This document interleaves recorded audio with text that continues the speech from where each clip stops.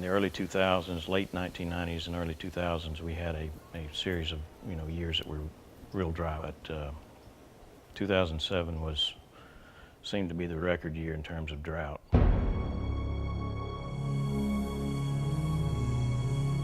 Believe me, this is a landscape that can get very dry during years of drought. We walked all the way to Craven's Hammock, we walked all the way back, we never got our feet wet. And at that point, it dawned on me, this really is a drought. This is a drought like we haven't seen for a number of decades. The swamp is basically a peatland that holds water like a sponge. And if you get less than normal rainfall, that sponge begins to dry out. And that sponge is that peat, and peat will burn. The fire actually got started way before our typical fire season. I mean, we're ready, we're getting ready, and we're thinking we have a month or two ahead of time before the lightning season starts. When a day very much like today, it was very cold, it was very dry, very high winds, and it caused some electrical lines to the north and west of Waycross to spark. And that spark hit, and that fire started what's called the Sweat Farm Road fire.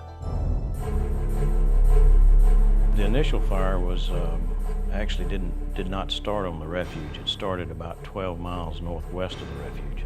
And that just started racing down towards the refuge. It came down and it caught came across the swamp, and it began to creep all along this eastern edge.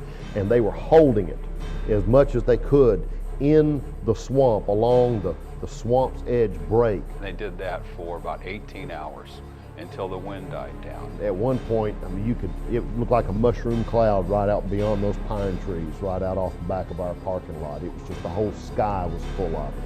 And it ran 10 miles the first day. I mean, the most experienced Georgia Forestry Commission firefighters and dozer operators just said, this exceeded anything they had seen in their very seasoned careers. At the high point, I think there was something like 4,000 firefighters from all across the United States working, on this fire. It was huge. It was 560,000 acres, I believe, is the figure.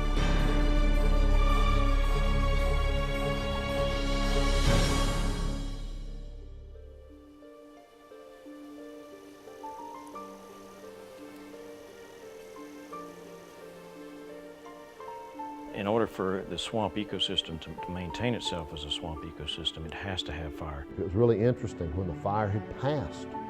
You could tell that everything had received this dusting of ash.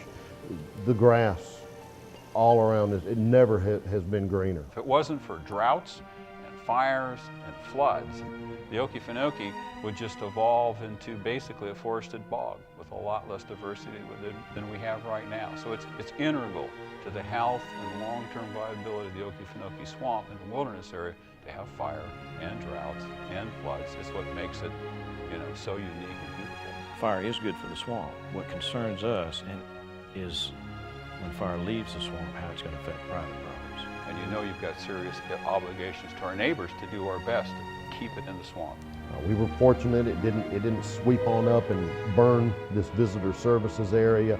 It didn't burn our buildings, it didn't burn the visitor center here, but it got all around us. And it's something that we just can't put out. I mean, we have attempted to and spent tens of millions of dollars and never put it out. We just had to wait on what we call a season-ending event, which could be anywhere from a 5 to 6 inch rainfall.